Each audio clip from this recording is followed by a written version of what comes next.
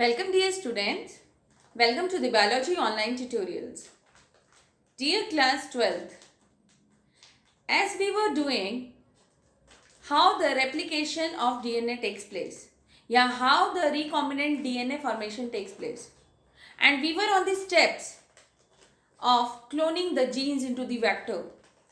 ठीक है ना? तो उसके लिए अब हम आज जो करने वाले हैं वो अपना फोर्थ पॉइंट करेंगे and that is vectors for cloning genes in plants and animals.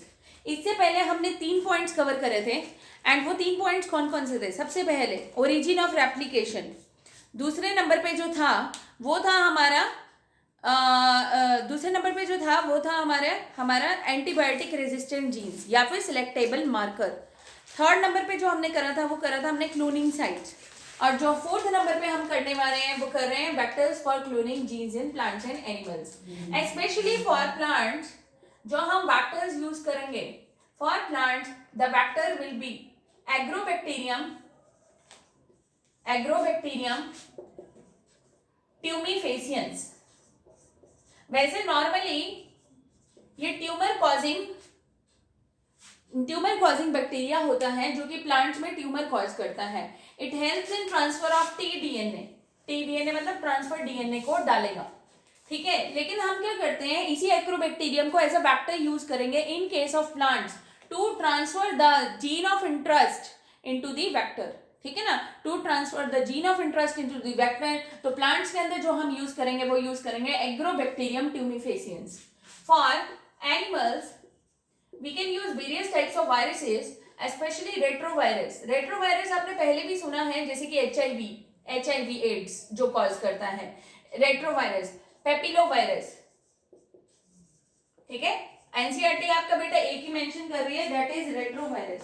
ठीक है, फिर उसके बाद एडिनोवायरसेस. ये हमारे एग्जांपल्स हैं जो कि हम एनिमल्स में जो कि हम यूज करते हैं for cloning the genes into the vectors. ठीक है, अच्छा अब हम इनको यूज कैसे करेंगे? वैसे तो ये दोनों पैथोजेंस हैं. ठीक है, तो हम यहाँ क्या करेंगे, हम डिसआर्म्ड पैथोजन यूज करेंगे बेटा. Very very important term, disarmed pathogen. Disarmed pathogen मतलब ये दोनों पैथोजन है और हम इनको डिसआर्म्ड की फॉर्म में यूज करेंगे. इसका मतलब क्या है, इनकी पैथोजेनिक नेचर को हमने क्या कर देना, डिस्ट्रॉय. ध्यान से सुनेंगे, इसके पैथोजेनिक नेचर को हम क्या कर देंगे, डिस्ट्रॉय, जिससे कि ये डिजीज ना कॉज कर rather suitable gene of interest को वेक्टर के अंदर डालकर मल्टीप्लाई कर दें. ठीक है ना, समझ लो. इसके नेचर ऑफ ट्रांसफरिंग यूज करेंगे and to produce the multiple copies. समझ गए? ठीक है, वो यूज करेंगे and not the pathogenic nature. And in this way these both will act as the vectors for cloning genes in plants and animals. I hope this is clear to everyone. ठीक है, तो हमने 4 आपके basic steps use करे हैं for transferring the particular genes or cloning the gene of interest into the vector. तो first point was origin of replication. Sorry. The second point is selectable markers, जहाँ पे हम एंटीबायोटिक रेजिस्टेंट जीन्स को use करेंगे. Third जो point था वो था हमारा क्लोनिंग साइट्स, जहाँ पे हमारे पास रिकॉग्निशन साइट्स होंगी जहाँ से हमारी एंट्री होगी किसकी, फॉरेन डीएनए की या फिर जीन ऑफ इंटरेस्ट की. एंड जो फोर्थ पॉइंट है दैट इज द हम कौन कौन से वेक्टर्स को यूज कर सकते हैं for cloning genes in plants and animals. I hope this is clear to everyone. अब जो हम नेक्स्ट करेंगे वो हम करेंगे कि अगर हमें कोई भी रिकॉम्बिनेंट्स को सिलेक्ट करना है तो हम कौन से मेथड्स को यूज करेंगे. ठीक है ना, अगर हमें रिकॉम्बिनेंट्स को ध्यान से देखेंगे बच्चों, अगर हमें रिकॉम्बिनेंट्स को सिलेक्ट करना है तो हम कौन से मेथड्स को यूज करेंगे. तो हमारे पास 2 मेथड्स हैं. एक मेथड मैंने आपके साथ लास्ट उसमें भी डिस्कस करा था बेटा, टॉपिक में जब हमने क्लोनिंग साइट्स करी थी. Just wait. Yes dear students, now we will be doing the methods for selection of recombinants. एक मेथड तो वो है जो मैं आपके साथ रिवाइज करने वाली हूँ. ठीक है, जो हमने पहले भी करा था. उसमें हम क्या करते हैं कि जैसे हमारा फर्स्ट मेथड जो होगा वो होगा प्लेटिंग मेथड बेटा.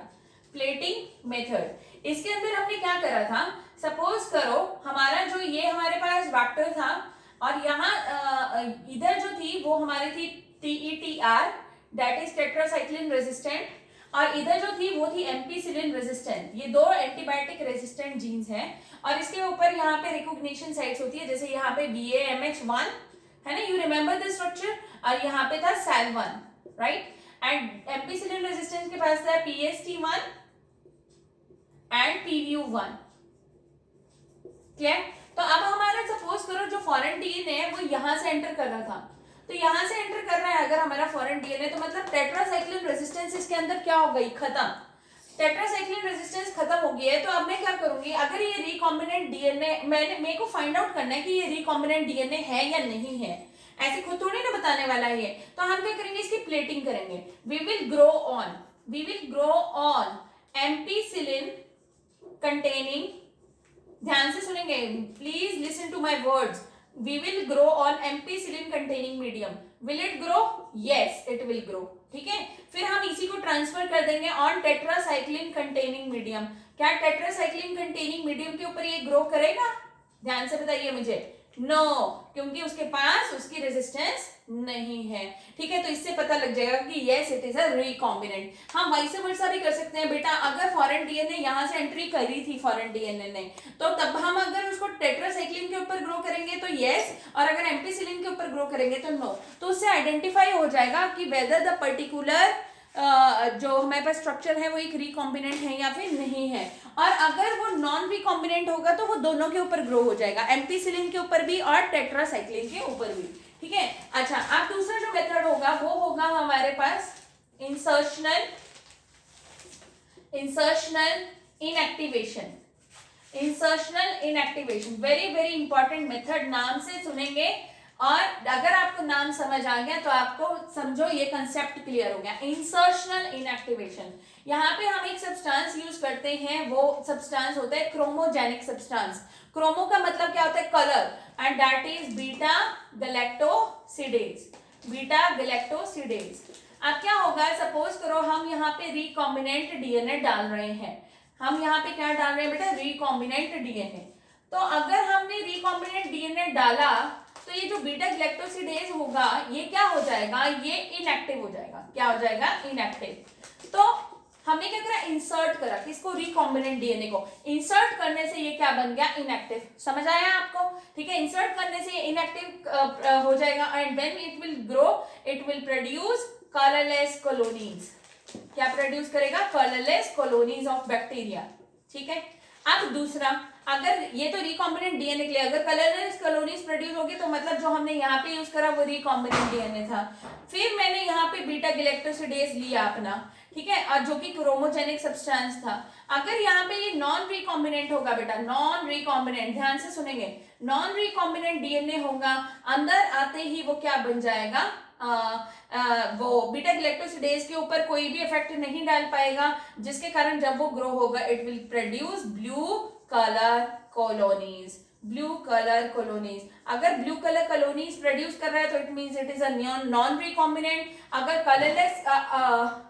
कलरलेस कॉलोनीज प्रोड्यूस करेगा तो it is a recombinant DNA. So by this method it acts as an alternate, very very important, alternate selectable marker, alternate selectable marker।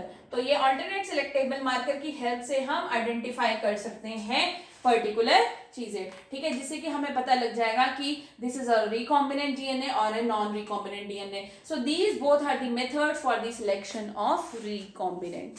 तो I hope the ways to transfer the suitable gene of interest into the vector DNA is clear to all of you. पहला point था origin of replication, दूसरा point था या ORI set, दूसरा point था selectable markers, ठीक है, तीसरा पॉइंट जो था वो था आपका cloning site, and fourth part है कि हम वेक्टर्स कौन से यूज करते हैं for plants and animals, and on the basis of all these we have done the methods of selection of recombinants. ये है हमारा नॉर्मल मेथड, बट ये बहुत टफ होता है, ये बहुत कम्बरसम होता है, इसलिए हम ऑल्टरनेट सिलेक्टेबल मार्कर यूज करते हैं। अगर आपको क्वेश्चन आएगा as an alternate selectable marker, आप बताएंगे बीटा गैलेक्टोसिडेज के बारे में, and it is a chromogenic substance which produces colour when there is no recombinant DNA, and because it is active that time, and when it is comes in contact with the recombinant DNA, it becomes